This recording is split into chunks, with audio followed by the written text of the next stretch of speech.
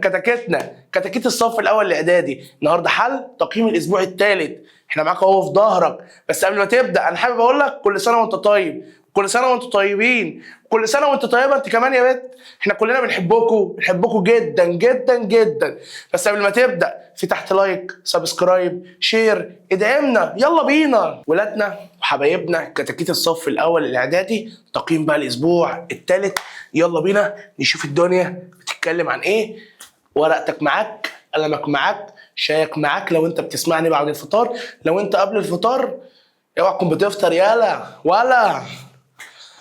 طيب اول حاجه بيقول لك اكتب كلمه صح امام العباره الصحيحه وكلمه خطا امام العباره غير الصحيحه. رقم واحد بيقول لك يعد استثمار الموارد الاقتصاديه في السودان مثل الذهب من الاسباب الجغرافيه لتوسعات محمد علي.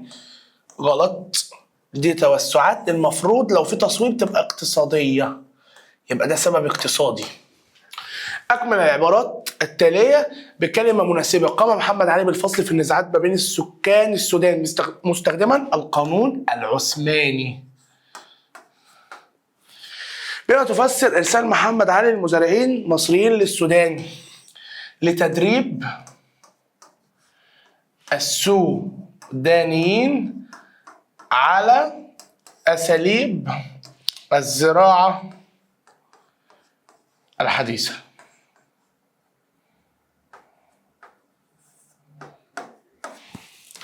طيب دلل حالة الظروف الطبيعية لمنطقة البحيرات الاستوائية لعدم إكمال رحلة سليم بيك قبطان لمهمتها، حيث حالة الجنادل والشلالات، حالة الجنادل والشلالات لوصول الرحلة فعادت للخرطوم. طيب اكتب ما تعرفه عن تجارة الرقيق. هي عملية بيع وشراء البشر كعبيد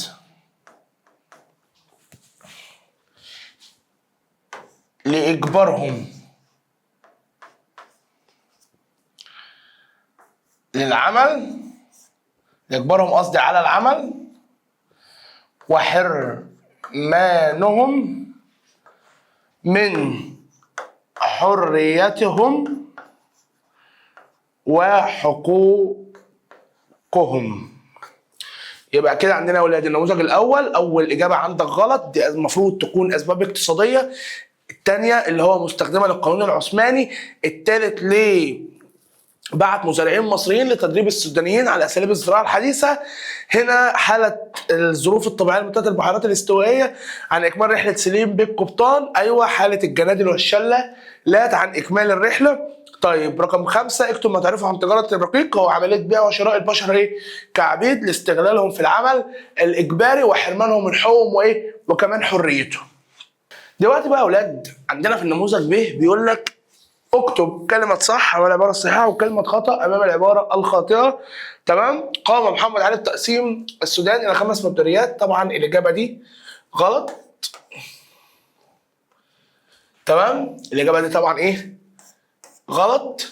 تمام؟ بيقول لك هنا أكمل العبارات بكلمة مناسبة.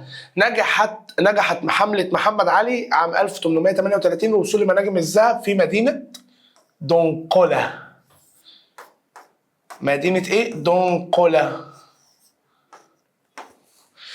بما تفسر الأهداف السياسية لحملات محمد علي الحربية في السودان. أول حاجة اللي هو الأسباب السياسية بتاعته اللي هو تأمين حدود مصر الجنوبية. وتاني سبب عنده تجنيد السودانيين. 4 تحالفت الدول الأوروبية الكبرى مع السلطان العثماني ضد طموحات محمد علي. دلل على صحة العبارة السابقة. تمام؟ الدليل على الكلام ده إن هم عقدوا معاهدة لندن 1840 وبموجبها تنازل محمد علي عن كافة الأراضي التي يحكمها خارج مصر، وأصدر السلطان العثماني فرمان 1841، وبموجبه أصبح حكم مصر والسودان وراثيا في أسرة محمد علي. بيقول لك هنا في رقم 5 اكتب ما تعرفه عن حكمدار السودان. حكمدار السودان ده كان له السلطة المدنية والعسكرية، وكان تابعا أو تابع لوزارة الداخلية. دلوقتي بقى يا اولادنا وحبايبنا النموذج ج، تعال نشوف الدنيا فيه. اكتب كلمة صح وخطأ. يلا نشوف السؤال بيقول ايه. امر اسماعيل باشا بلغاء تجارة الرقيق اثناء حملته على سينار 1821. طبعا اجابة خاطئة. تمام. اكمل العبارة تاب بكلمة مناسبة. مدينة بناها محمد علي لتصبح عاصمة السودان ومقر الحكمدار ومعسكر للجيش هي مدينة الخرطوم. بما تفسر قيام محمد علي بمحاكمة عدد من الموظفين السودانيين ومصادرة أموالهم بسبب سوء إدارتهم واستغلال مناصبهم.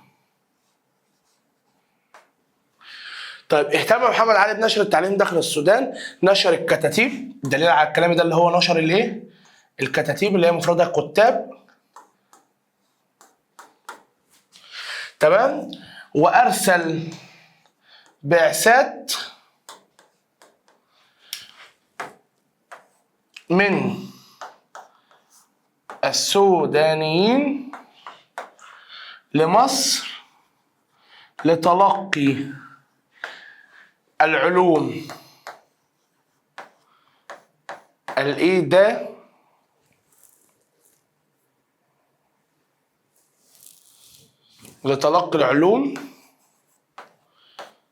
الإدارية والعسكرية. اكتب ما تعرفه عن معاهدة لندن 1840. معاهدة لندن 1840 كان من نصوصها ان هو او بموجبها تنازل السائلين فوق محمد علي عن كل الأراضي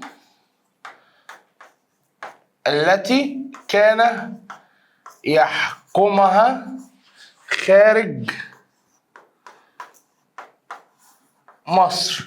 وممكن برضو اكتب إجابة تانية ان المعاهدة دي هي اللي توصلت إليها الدول الأوروبية بالاتفاق مع الدولة العثمانية لمنع توسعات محمد علي. وبكده بقى كتاكيت الصف الأول الإعدادي نكون خلصنا حل تقييم الصف الأول الإعدادي التقييم الثالث الأسبوع الثالث.